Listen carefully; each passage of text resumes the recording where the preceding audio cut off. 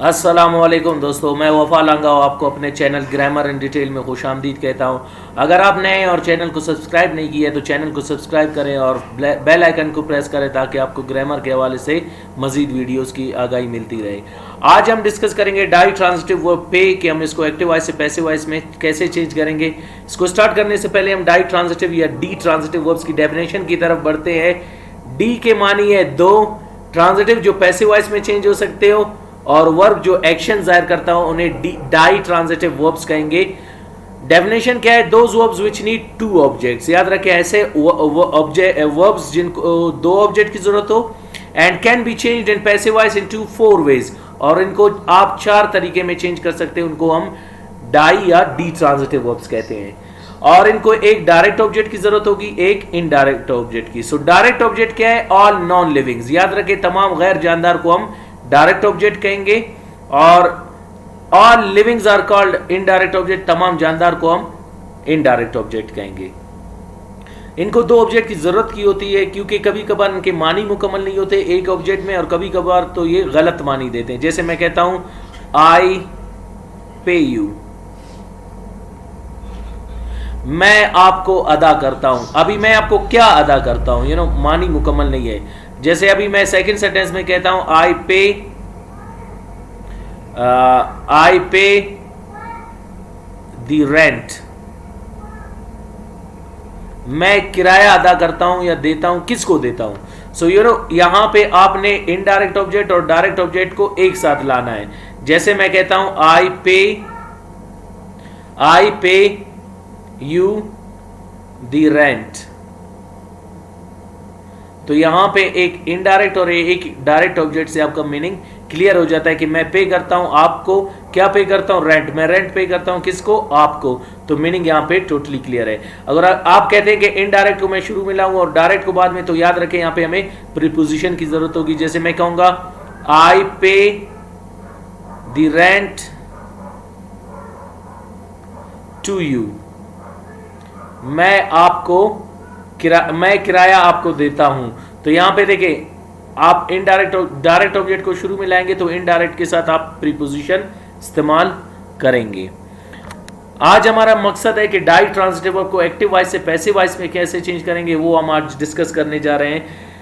Start करने से पहले सिंपल सेंटेंसेस की डेफिनेशन की तरफ बढ़ते हैं। दो sentences which make simple statement, वो जुमले जो सादा बयान जाहिर करें उनको हम सादा जुमले या सादा फिक्रे कहेंगे। सिंपल सेंटेंसेस में डाई ट्रांजिटिव वर्ब को कैन के साथ हम कैसे पैसिव वॉइस में चेंज करेंगे वो हम डिस्कस करेंगे। शी कैन पे हिम फी, वो उसको फी दे सकती है। She can pay fee to him, वो फी उसको दे सकती है। फी आप फीस को कह सकते हैं, वो उसको फीस दे सकती है, वो फीस उसको दे सकती है। क्लियर? यहां पे मीनिंग क्लियर है। और अगर आप फी को शुरू में लाएं तो टू हिम यहां पे आप लगाएंगे दूसरे तरीके में इनडायरेक्ट ऑब्जेक्ट के साथ। पैसिव वॉइस में चेंज करने से पहले हम डिस्कस करेंगे, जब याद रखें आप ऑब्जेक्ट यानी इम को या फी को जुमले के शुरू में लाएंगे। जैसे यहाँ पे आप इसको बिगिनिंग में लाएंगे, इन से वो ई बनेगा, फी आप शुरू में लाएंगे तो इनको हम कहेंगे सब्जेक्ट। लेकिन याद रखें, इनको हम doer of an action subject नहीं कहेंगे, बल्कि इनको हम टाइटल सब्जेक्ट या टॉपिक सब्जेक्ट कहेंगे। टाइटल और टॉपिक सब्जेक्ट के मानी है उन्वान वाले सब्जेक्ट, वो सब्जेक्ट जिनके हम उन्वान देते हो यानी उनके बारे में हम डिस्कस करते हैं, उनको हम टॉपिक सब्जेक्ट कहते हैं। यहाँ पे हम ई के बारे में बात कर रहे हैं, सेकंड सेंटेंस में भी ई के बारे में बात की जा रही है, थर्ड और फोर्थ सेंटेंस में आपके फी के बारे में बात की जा रही है।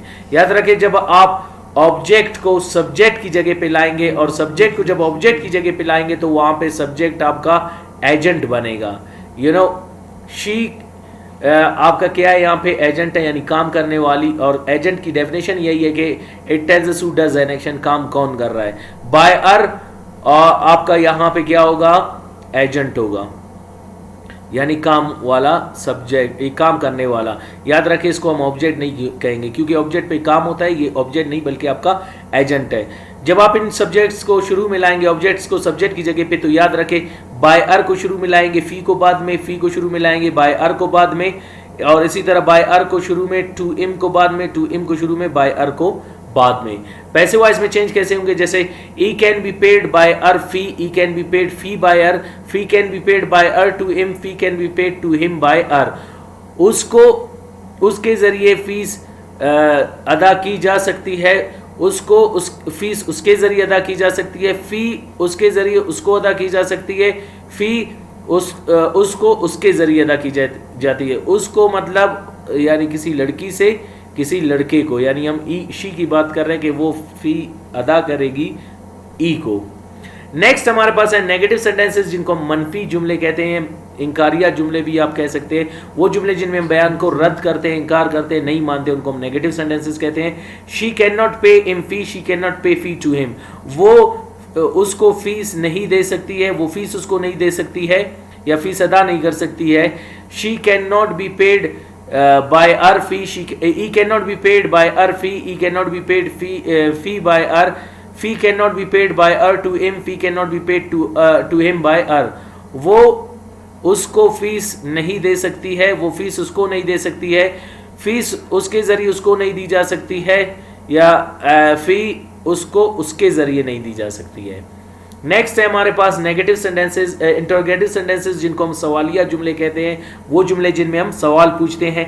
कैन शी पे इन फी, can she pay fee to him, can he be paid by her fee, can he be paid fee by her, can fee be paid by her to him, can fee be paid to him by her.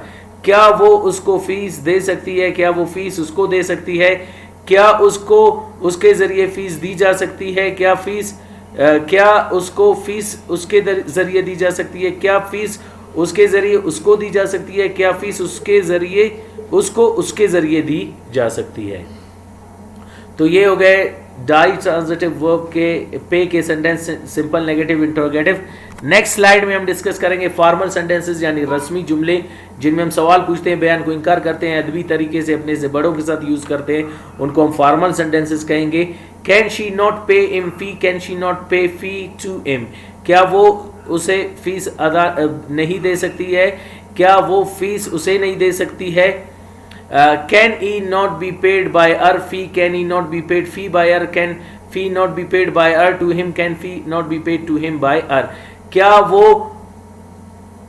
क्या उसे उसके जरिए fees नहीं दी जा सकती है, क्या उसे फीस उसके जरिए नहीं दी जा सकती है, क्या फीस उसके जरिए उसको नहीं दी जा सकती है, क्या फीस उसको उसके जरिए नहीं दी जा सकती है।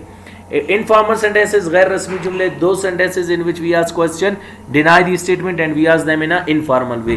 वो जुमले जिनमें हम सवाल पूछते हैं, बयान को इनकार करते हैं और उन्हें गैर रस्मी तरीके से, बेअदबी तरीके से अपने से छोटों के साथ इस्तेमाल करते हैं, उनको इनफॉर्मल सेंटेंसेस कहते हैं। कैन नॉट को जब आप एक साथ लाएंगे तो वो कांट में चेंज होगा। Can't she pay him fee, can't she pay fee to him, can't he be paid by her fee, can't he be paid fee by her, can't fee be paid by her to him, can't fee be paid to him by her. क्या वो उसे fees नहीं दे सकती है, क्या वो fees उसे नहीं दे सकती है, क्या उसको उसके जरिए फीस नहीं दी जा सकती है, क्या उसको फीस उसके जरिए नहीं दी जा सकती है, क्या फीस उसके जरिए उसको नहीं दी जा सकती है, क्या फीस उसको उसके जरिए नहीं दी जा सकती है। तो ये हो गए डाई ट्रांजिटिव वर्ब पे के एक्टिव वॉइस से पैसिव वॉइस में सेंटेंसेस। उम्मीद करता हूँ आज का लेक्चर आपके लिए क्लियर है। अगर आपने चैनल को सब्सक्राइब नहीं किया तो चैनल को सब्सक्राइब करें, वीडियोस को लाइक करें और शेयर करें अपने दोस्तों के साथ। मिलते हैं अगले लेक्चर में अगले डाई ट्रांजिटिव वर्ब के साथ। अपना ख्याल रखिएगा। अल्लाह हाफिज।